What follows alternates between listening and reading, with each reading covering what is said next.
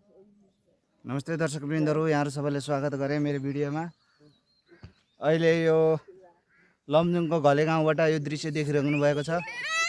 हामीहरू हिजो बेलुका नयाँ वर्षको यसो अवसर पारेर घुम्नको लागि भनेर घले गाउँ आएको थियो र बेलुका रात परेको हुनाले खासै यसरी दृश्यहरू लिन पाइएन र आज बिहानै उठेर यसरी भिडियो लिँदैछु। यो पारी देखिएको नै घले गाउँ हो र यसको तलपट्टि यसरी राम्रो फुटबल चौर रहेछ, फुटबल मैदान। हिजो यहाँ कार्यक्रम नै थियो भन्ने सुन्यो तर हामीले देख्न पाइएन हैन। यस्तो किसिमको राम्रो दृश्य देख्न पाइयो। सूर्योदय पनि भएको छ तर आकाश त्यति खुल्न नपाएको हुनाले दृश्यहरू अलि राम्रोसँग देख्न पाइएको छैन। हेर्नुस्, डिल छ तलपट्टि डाँडै डाँडा।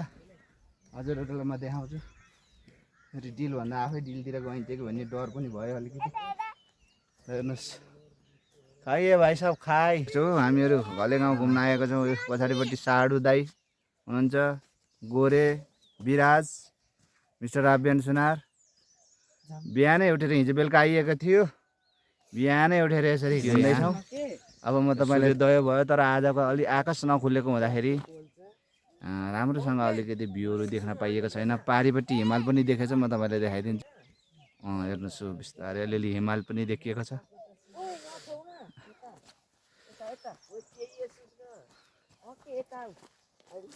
यस्तो किसिमको दृश्य देख्न चाहिँ त घाम त लागेर माथि नै गइसक्यो तर यो आकाश अलि नखुलेको हुनाले राम्रोसँग देख्न पाइएको छैन।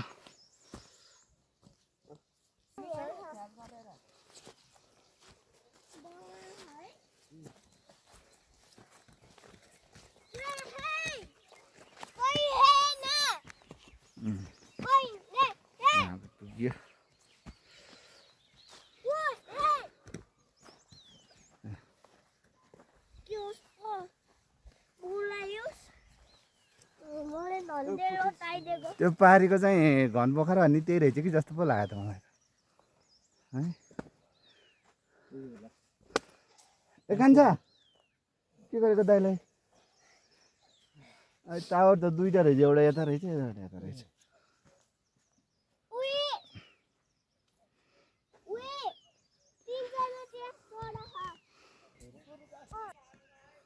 स्कुल घले गाउँ।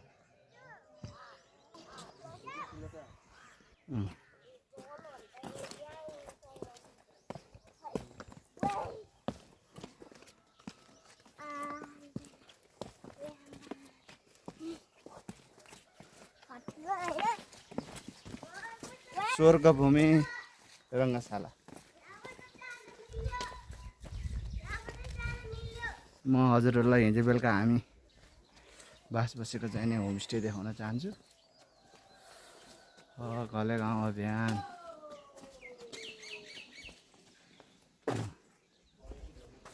यही नै हो। यहीँ हामी बसियो, हामी 9 जना छौँ।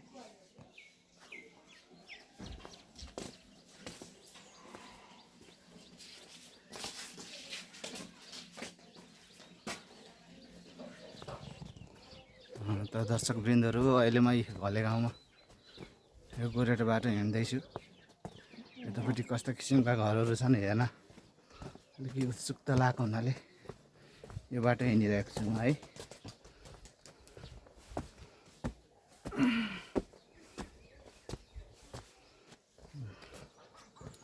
घरहरू पुरानै किसिमका भए पनि पहिलाको ढुङ्गाको छाना हटिसकेको जस्तो देखिन्छ। अहिले टिनको छानाहरू, पानी बत्तीको राम्रो सुविधा। होटल घले हो।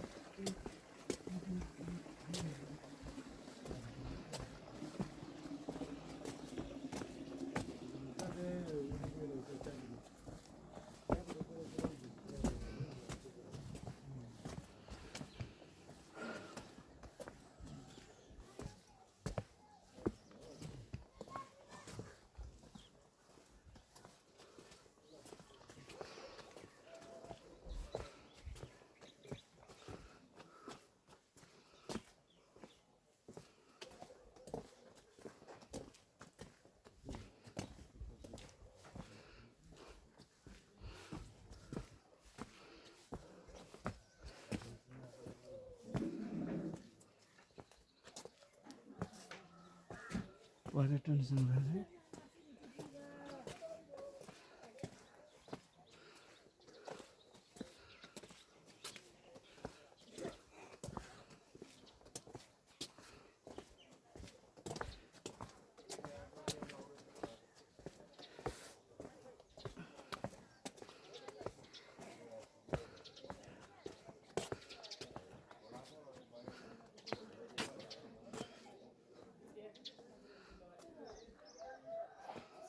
यस्तो दृश्य देख्न पाइयो यहाँबाट यहाँ हामी त्यो तलपट्टि बसियो त्यो फुटबल मैदानकै आडामा बसियो त्यो बाक्लो घरहरू भने यतापट्टि रहेछ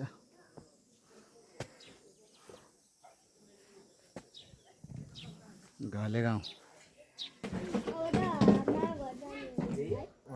दर्शकवृन्दहरू अब बिहानको नास्ता सुरु भइसक्यो अब होमस्टेको तर्फबाट यी कोदोको सेलरोटी खाँदैछौँ दाइले उद्घाटन गरिसक्नु भयो भने अब म पनि उद्घाटन गर्ने हो म पनि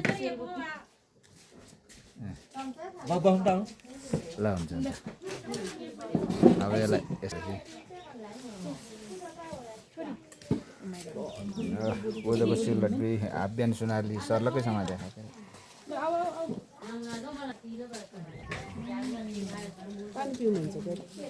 पानी तातो पानी खाने हो यार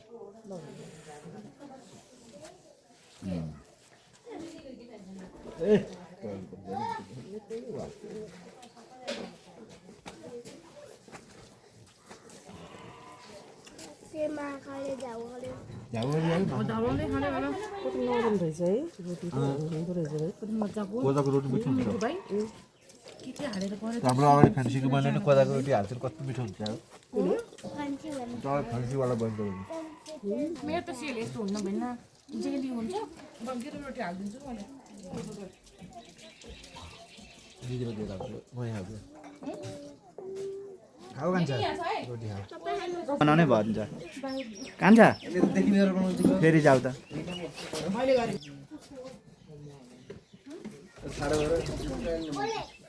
दिदीले फेरि लगाइदिनुहुन्छ क्या यहाँ तिमीलाई भनेको के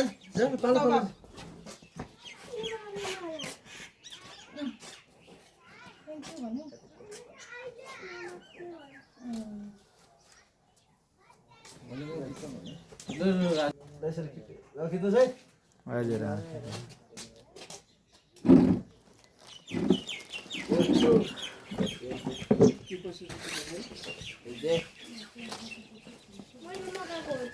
ल ल ल को बाँकी रह्यो तपाईँहरूलाई धेरै धेरै धन्यवाद बस्न दिनुभयो खुवाउनु भयो कति फोहोर गरिरहेको केटीले सुविधा गरिदिनु भयो तपाईँलाई धेरै धन्यवाद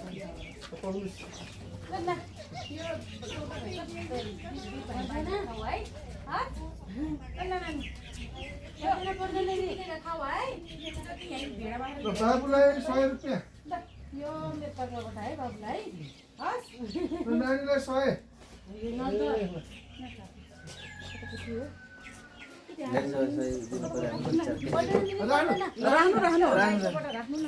धन्यवाद धेरै धेरै खुसी लाग्यो राम्रो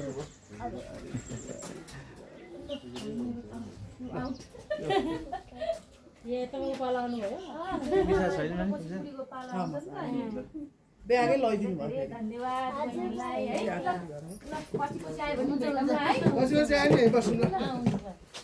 ल मलाई पनि टिका र माला लगाइदिनु हिजो आइयो बस्यो आज चाहिँ नि फुलमाला सहित बिदाई गर्दै हुनुहुन्छ दिदीले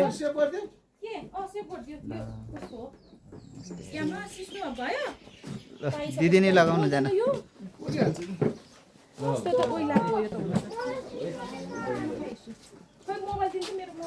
मेरो फोटो खिच्नु न यहाँ कान्छीलाई माला एउटा माला जाऊ त्यही राखिदियो छोरीले पनि त्यही राखिदियो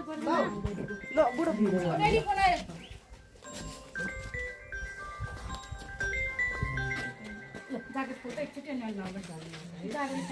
हजुर बहिनी मेरो तर्फबाट है बहिनीलाई यसो माया हजुर दोस्त एकदम खुसी लाग्यो चाहिँ यार यो नयाँ वर्षको उपलक्ष्य यसो परिवारको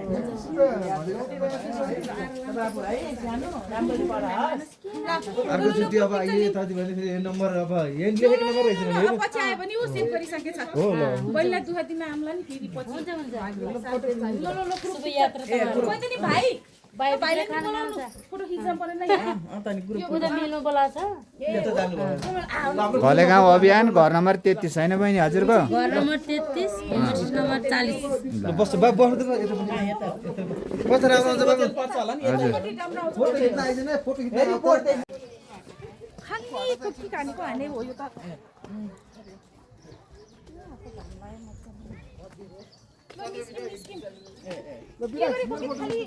बुक त आथ्यो अस्ति नै चैतै ल्याएको मैले त अब आस्तो सामान के हो फेरि सामान त राखिसक्यो मलाई के को आउने बेलामा के हो र ल यही हो घले गाउँ